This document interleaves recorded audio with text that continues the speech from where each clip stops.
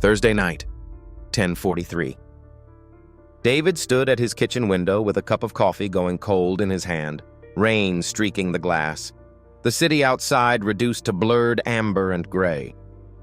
Across the narrow alley, the woman in the opposite apartment pulled her sweater over her head and caught him staring.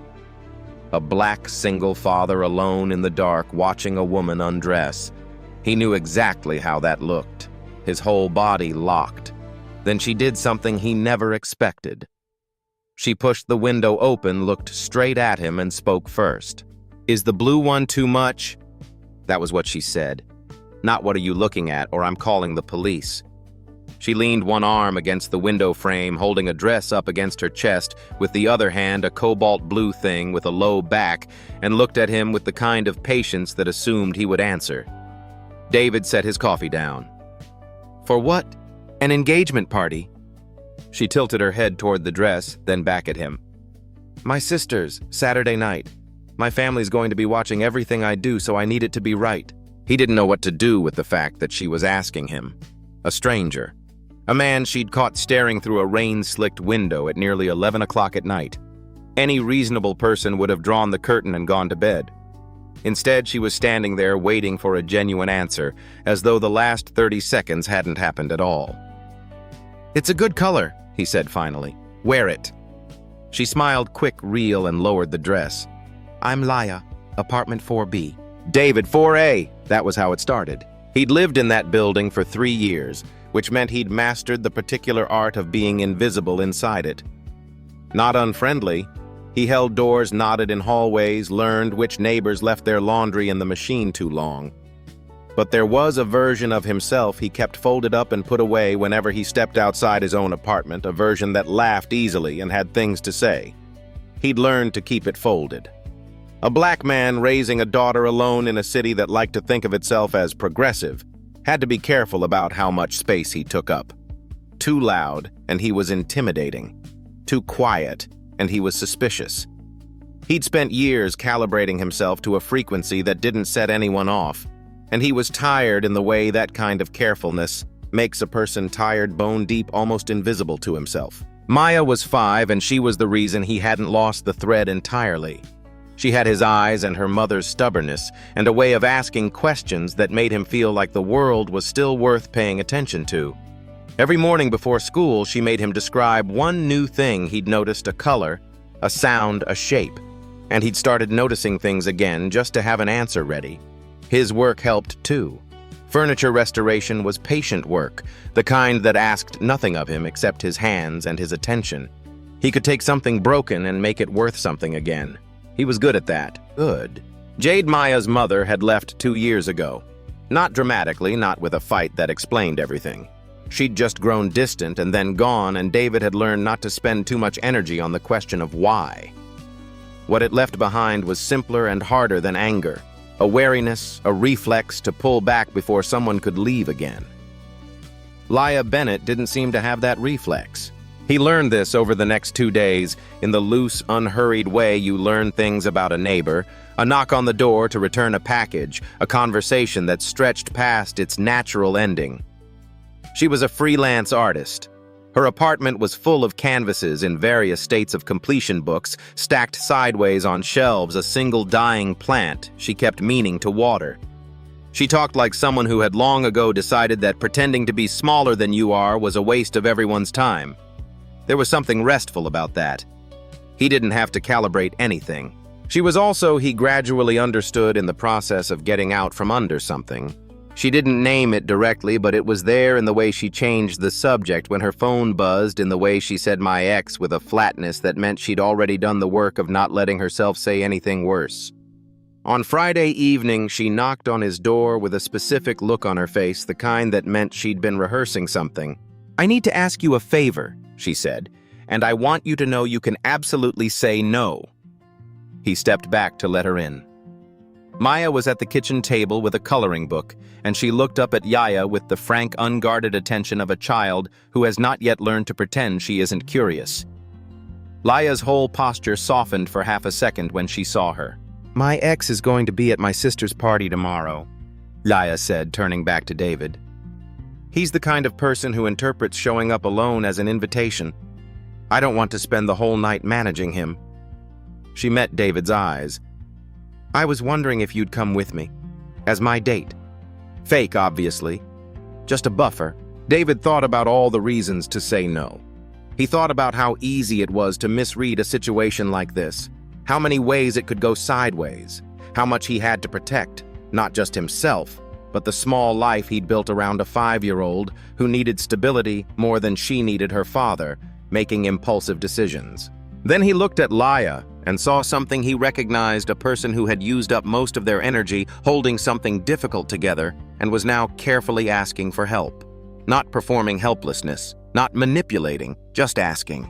There is a particular kind of trust in being asked something directly, in being looked at like a person capable of making a real choice rather than a variable to be managed. Llaya had extended that trust to him twice now, once through a rain-streaked window and once at his front door. He wasn't sure he'd been trusted that straightforwardly in a long time. "What time does it start?" he said. The tension went out of her shoulders. 7, she said. "And thank you." Most walls between people aren't built from hatred. They're built from assumption, the quiet automatic decision to see a type before seeing a person. What Llaya gave David in that moment wasn't just a favor asked. It was the rarer thing a person looked at plainly, without the weight of what he was supposed to be. Saturday morning arrived gray and damp, the kind of Portland weather that felt less like a season and more like a permanent condition. David was making pancakes when he heard something bang against the wall in the apartment across the alley, a dull, frustrated sound, followed by Llaya's voice, saying something he couldn't quite make out, but understood from tone alone. He leaned toward his window.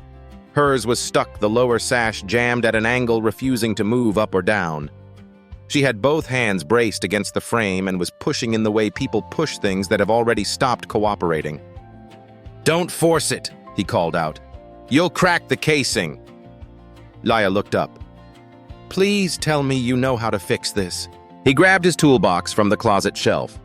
Maya, still in her pajamas at the kitchen table, watched him pull on his jacket with the expression she reserved for things she found interesting but hadn't yet decided to ask about. The fire escape connected their buildings at the 3rd floor, a wrought iron bridge that nobody used except to set plants on. David crossed it with his toolbox knocked on Llaya's window from the outside and spent the next 20 minutes working the sash free. The wood had swollen with the moisture, the kind of problem that was simple once you knew what it was. Llaya stood back and let him work, which he appreciated. Some people narrated repairs as they watched them. She just made coffee. When the window finally moved, she handed him a mug without asking how he took it. Black, as it turned out. He didn't mention that she'd guessed right. They stood at her kitchen counter while the rain ticked against the glass, and the conversation moved the way conversations sometimes do when two people have both been careful for a long time and suddenly find themselves in a room where caution doesn't seem necessary. He told her about the furniture work, how he'd started doing it to fill the evenings after Jade left, how it had turned into something real, how there was a specific satisfaction in taking a chair that someone had given up on and making it hold weight again. She listened without filling his sentences for him, which was rarer than it should have been. She told him about her ex. His name was Adrian. She said it the way you say a word you've practiced not flinching at, and she described the relationship not as something dramatic and obviously bad, but as something that had gone wrong so gradually she hadn't noticed until she was already deep inside it. He'd been attentive in the beginning, she said. Generous. The kind of man who remembered things. But attention, she'd learned, can be a form of surveillance if the person behind it is afraid enough. Every kindness had come attached to an expectation. Every good thing had been a quiet negotiation for control. The worst part, she said, is that he's not a monster. He genuinely thinks he loves me. He just loves me in a way that requires me to be smaller than I am. David turned his mug in his hands. He thought about Jade, about the particular exhaustion of a relationship where you've been quietly tallied and found insufficient, and said, "Yeah, I know what that looks like from the other side." They didn't talk about it more than that. They didn't need to. It was Maya who broke the moment in the way only a 5-year-old could. She had apparently crossed the fire escape herself in her socks and was now standing in Llaya's kitchen doorway, looking at the stacks of canvases along the wall with enormous eyes. "Did you paint all of those?" she asked Llaya. "Most of them," Llaya said. Maya walked in without being invited, which was her way. She stopped in front of a large canvas, a loose abstract thing in greens and yellows that David had never been able to fully make out from across the alley, and stared at it with the seriousness of someone conducting an appraisal. "I like that one," she announced. "That one's my favorite too," Llaya said. Maya turned and looked at her father with an expression that said, "I approve." Then she looked back at Llaya. "Do you want pancakes? Baba makes a lot." David started to apologize, but Llaya was already smiling, not politely, but the real kind, the kind that reached her eyes before she had time to compose it into something more measured. "I would love pancakes," she said. The three of them ate at David's kitchen table while the rain continued outside, and Maya narrated a dream she'd had about a dog that could speak French. Llaya listened with full attention, asking follow-up questions with complete seriousness, and David watched his daughter light up in the specific way children do when an adult treats what they say as genuinely worth engaging with. It was a small thing. It landed in his chest like something heavy. There is a version of first impressions that belongs to adults managed, careful, conducted across a careful distance. And then there is the version that belongs to children who haven't yet learned to hedge their instincts. Maya didn't decide to trust Llaya. She simply did. And sometimes the most honest measure of a person isn't how they handle the moments that matter, but how they handle the ones that don't seem to. By 6:30 that evening, David was standing in front of his bathroom mirror in his one good suit, dark charcoal, a little too formal for Portland in general, probably right for wherever Llaya's family held engagement parties. Maya was already asleep at the neighbor's apartment down the hall, and the building was quiet in the way it only got on Saturday evenings. He straightened his tie twice and then stopped because the third time would mean he was nervous, and he wasn't going to be nervous about a party he'd technically been invited to as a service. Llaya knocked at 7 on the dot wearing the blue dress. It was the right choice. He'd told her that on Thursday night without really knowing it, and standing in the doorway now, he understood that he'd been correct for reasons that had nothing to do with the dress itself. It was that she wore it like something she'd chosen, not something she'd settled for. "Ready?" she said. He picked up his jacket from the chair. "Ready." The engagement party was held at a venue in the West Hills, a converted Victorian that had been decorated with the kind of effortful, tasteful elegance that signals serious money trying to look casual about it.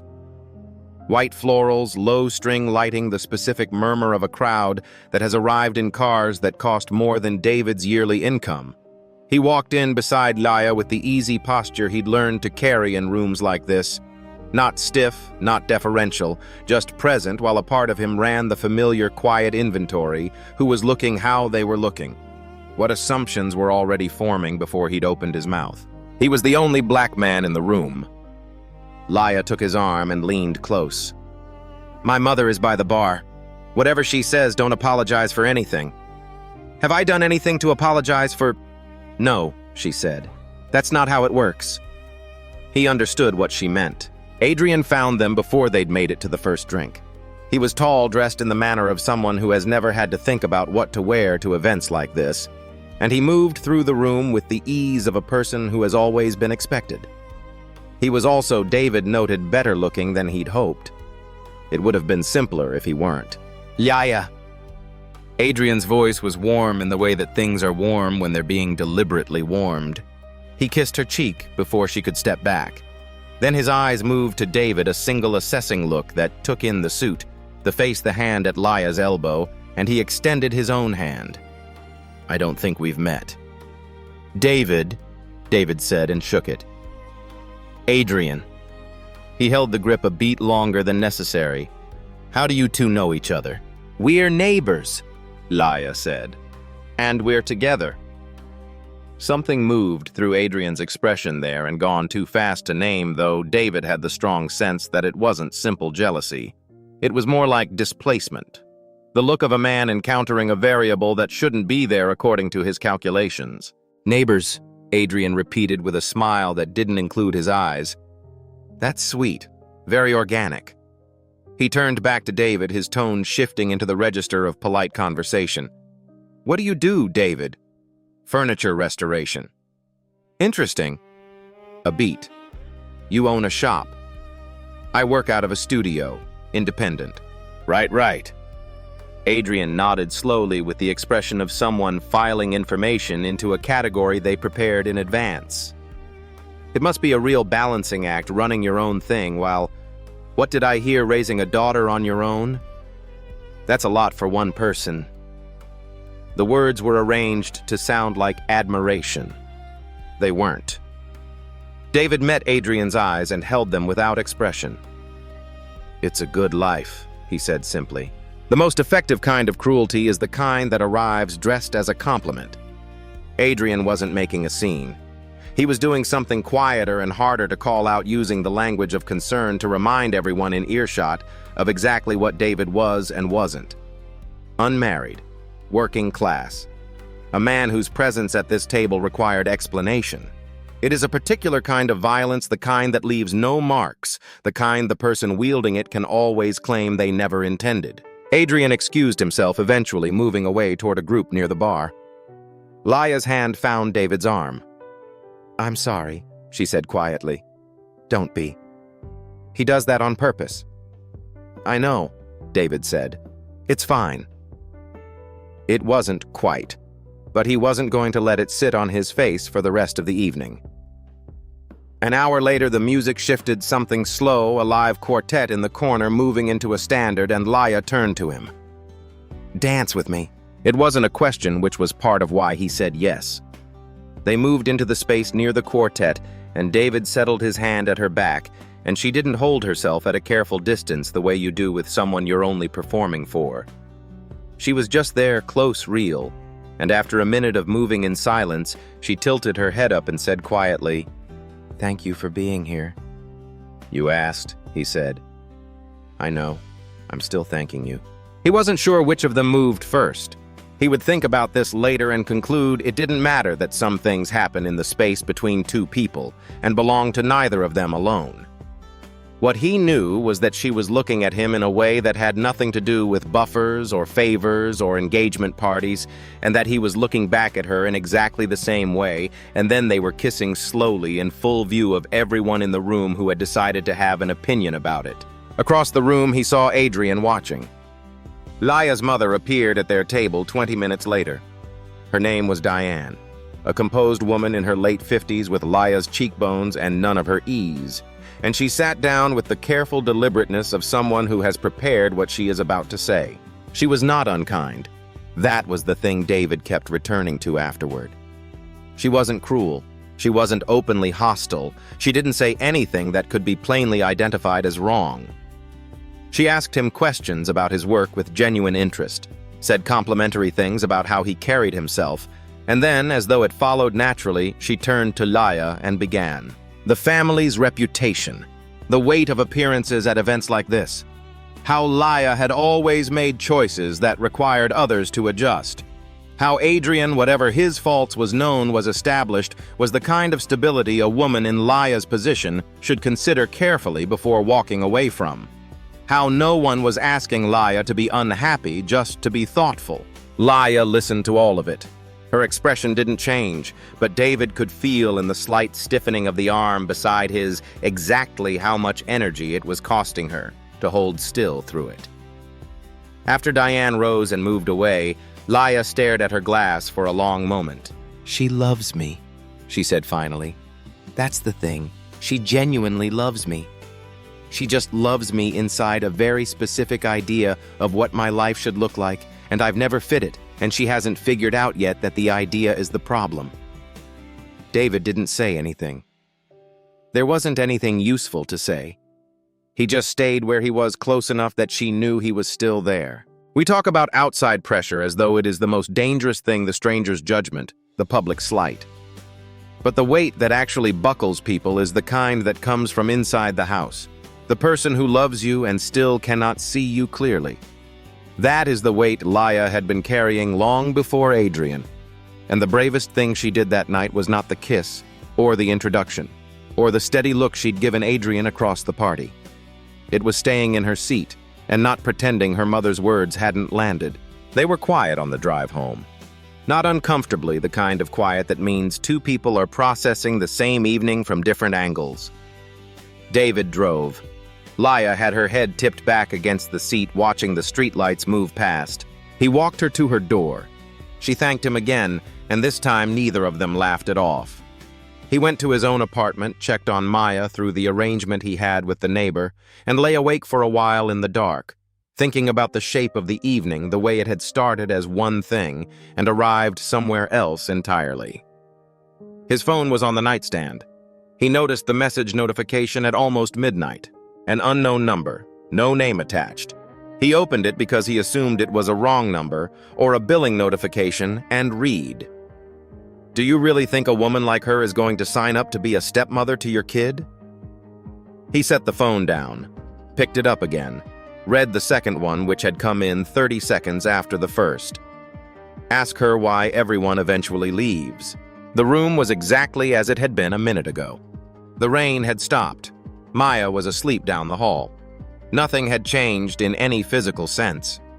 But David lay in the dark with the screen going dim in his hand and felt the specific familiar cold of a fear he had spent years learning to live, beside the fear that the life he was building was too fragile to survive being wanted. A knife doesn't have to cut deep to do damage. Sometimes a few words at the right moment aimed at the right wound is enough to make a person do all the rest of the work themselves. That is what Adrian understood, and what made him more dangerous than any open confrontation. He knew that David's greatest vulnerability wasn't pride or race or class. It was the 5-year-old asleep down the hall and the terrifying possibility of letting the wrong person get close to her. He didn't sleep. Not for lack of trying, he lay still, kept his breathing even. Did everything he'd taught himself to do in the years when Maya was small and sleep was something you had to pursue deliberately. But the words on his phone screen had done their work too well, and now his mind was running the same loop it always ran when fear got its hands on something real. What if she can't? What if this is already too much? What if you've already let her too close? The specific cruelty of those messages was their accuracy. Adrian didn't know David, but he knew the shape of the wound well enough to aim at it blind. The questions weren't really questions. They were mirrors angled to show David the version of himself he was most afraid of, the man who wanted things he wasn't supposed to want, the man whose wanting would cost his daughter something she couldn't afford to lose. By 3 in the morning, he'd made a decision the way tired people make decisions, not with clarity but with exhaustion. He would take a step back. Not disappear, not create a scene, not force Llaya into any conversation she hadn't asked for. Just create a little distance. Let things settle. Let whatever this was be smaller and safer than it had started to feel. It was the most practical thing he could do. It was also he knew exactly what those messages had been designed to make him do. He fell asleep before he could argue himself out of it. Sunday morning came pale and quiet.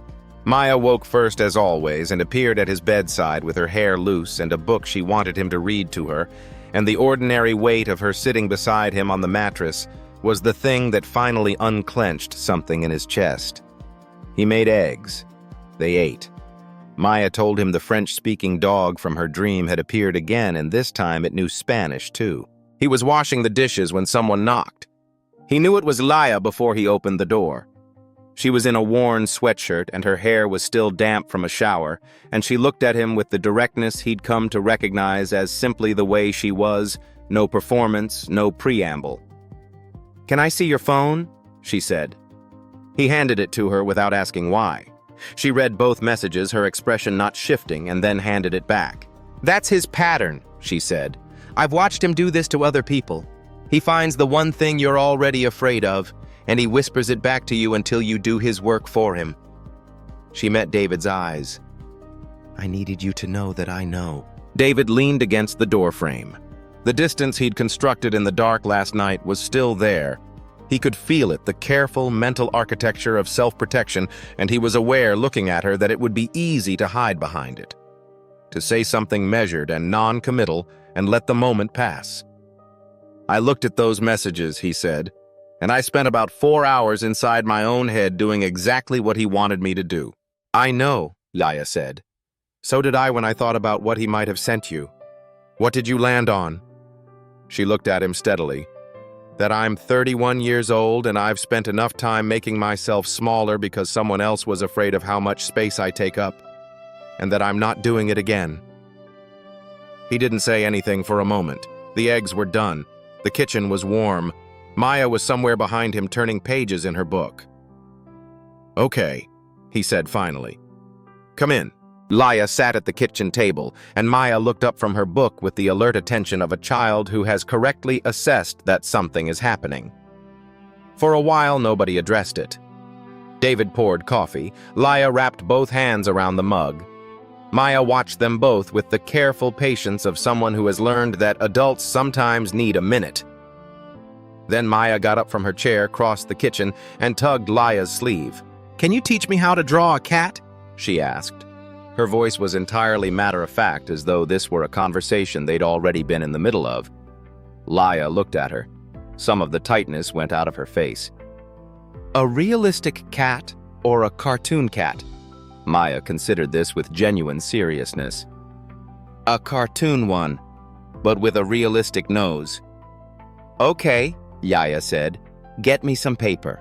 David stayed at the counter while his daughter retrieved her drawing pad from the living room and installed herself beside Llaya at the table. Both of them bent over the paper, Llaya's hand moving in slow, deliberate lines, while Maya narrated her corrections in real time. The ears are too small. The tail should curl more. Make the nose look like it's sniffing something important. He thought about all the things a child that age could have said or done. All the ways a 5-year-old could make a complicated morning more complicated. And instead, she'd done the simplest possible thing. She'd sat down next to someone and asked to be taught something. There are moments that don't require annotation. He stayed where he was and let this be one of them. Children haven't yet learned the architecture of self-protection that adults spend decades constructing. They move toward what feels safe without auditing the feeling first. In doing so, they sometimes see what the adults around them are working so hard to obscure that the thing in the room worth paying attention to isn't the problem. It's the person. Later that afternoon, after Maya had been collected by the downstairs neighbor for a play date, and the apartment had gone quiet again, Llaya sat on David's couch with her phone in her hand and Adrian's number on the screen. She blocked it without ceremony. No speech, no dramatic gesture. She pressed the button, set the phone face down on the cushion beside her, and sat with the particular stillness of someone who has just put down something heavy. Then she picked it back up and called her mother. David was in the kitchen, not pretending not to listen. Llaya didn't ask him to leave, which he understood as permission to stay. The call began in the way careful conversations between mothers and daughters begin pleasantries, the surface of things. And then Llaya's voice shifted, not louder but more grounded, the way a person sounds when they've stopped choosing their words for effect and started choosing them for accuracy. "I love you," Llaya said.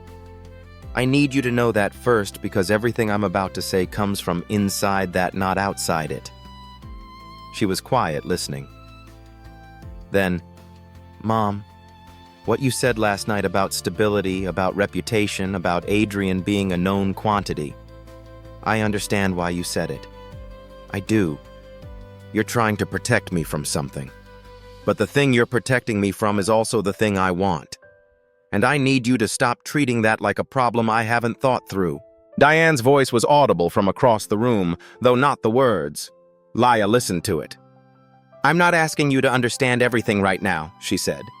"I'm asking you to stop using your worry as a reason to say things that hurt people who don't deserve it. David didn't do anything to earn what you said last night. And Maya," her voice shifted slightly, something firmer moving into it, "is a child, and I won't sit quietly while anyone reduces her to a complication." Another stretch of listening. "I know," Llaya said quietly. "I know it's not what you meant. I'm not calling you a bad person. I'm calling you my mother, which means I'm going to keep telling you the truth even when it's uncomfortable. That's actually a compliment if you think about it." Something Diane said made Llaya exhale, not quite a laugh, not quite a sigh. "I know, me too. A longer quiet. "I'll call you Tuesday." "Okay. Bye." She set the phone down. David came around this counter and sat in the chair across from her. "How'd it go?" "She cried a little," Llaya said, "which means she heard me." She looked at her hands. "She's not going to change overnight. Maybe not for a long time, but she listened, which is more than I thought she'd do." "That's something." "It's something," she agreed. There is a version of this story where Llaya's mother has a change of heart, where she calls back the next morning full of apologies and revised opinions, and everyone arrives cleanly at understanding. That version is tidier, and it is also dishonest. Real change in the people who love us is slow, irregular, and often invisible until you look back at a distance. What Llaya did that Sunday afternoon was not close the wound. She named it, held her ground, and kept the door open. That is what the harder kind of love actually looks like. The weeks that followed were quiet in the best sense. Not empty full actually in the particular way that things are full when they're no longer being held at arm's length. Llaya's window stayed fixed.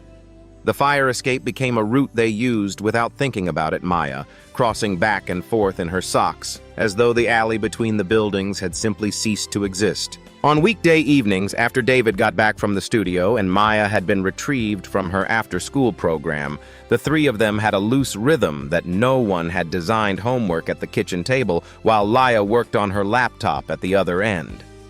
Dinner made collectively, each person assigned a task according to ability.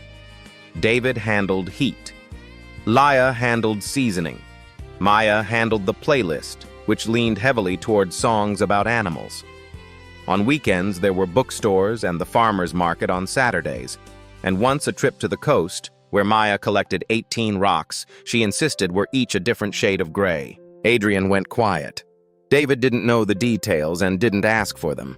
He understood that Llaya had handled it the way she handled most things directly without theater, and that the silence from that direction was permanent. Diane called on Tuesdays as Llaya had said she would.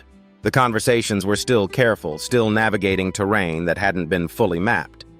But at Thanksgiving, when Llaya mentioned they'd be spending the day with David and Maya, there was a long stretch of quiet on the line, and then Diane said, "Send Maya a picture of whatever she's thankful for. I'd like to see it." It was a small thing. Llaya told David about it that evening with an expression he'd started to recognize the look of someone who has stopped bracing for impact.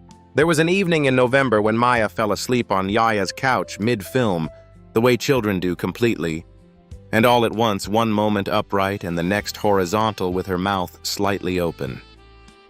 David moved to carry her home, and Llaya said without looking away from the screen, "She's fine. Let her sleep." And he sat back down, and they finished the film in the dark with his daughter asleep between them, and he thought, this is the thing I was afraid of. Not because it was frightening, because it was exactly what it looked like. And he'd spent a long time not letting himself want things that looked this way.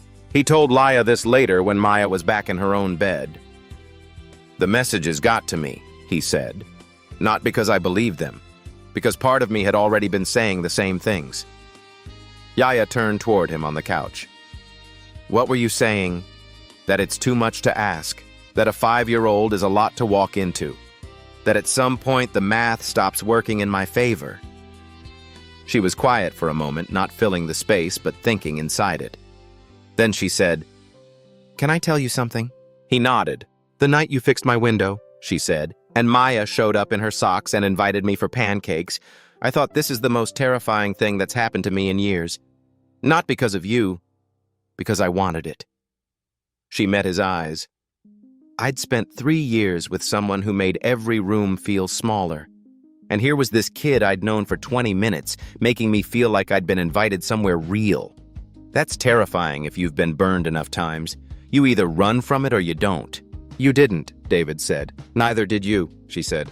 The bravest thing two people can do is not the gesture, the kiss, the declaration, the grand moment that stories tend to linger on. It is the ordinary, sustained choosing. The decision made quietly and repeatedly to stay in the room. To not let the architecture of self-protection win. David and Llaya didn't fall in love in the grand sense. They chose it incrementally in the specific and unglamorous way that things built to last are always built. A year later, on a Saturday in October, they moved into a 2-bedroom apartment 6 blocks from David's old studio. It was on the 3rd floor of a brick building with large windows that let in the afternoon light, and it had a second room that Maya had toured twice and declared suitable based on her assessment of the closet. Moving day was not romantic. It involved a rented truck, a flat tire that took 45 minutes to fix in the parking lot, 3 trips up the stairs with boxes that had been packed optimistically without consideration for weight, and 1 argument about whether the green chair, a piece David had restored himself. His best work, in his opinion, should go near the window or against the wall. Llaya won, and she was right, and he told her so, which made her insufferable about it for the rest of the afternoon. Maya spent most of the day directing traffic from her doorway, allocating rooms and surfaces, with the authority of someone who has been waiting for this specific logistical challenge her entire life. By evening, the truck was returned and the boxes were in rough order, and the 3 of them were sitting on the floor of the living room, eating takeout directly from the containers because no one could locate the plates. Maya had a noodle on her chin and didn't care. Llaya had paint on her hand from a canvas she'd unwrapped, despite David's suggestion to leave it for tomorrow. The green chair was by the window where it belonged.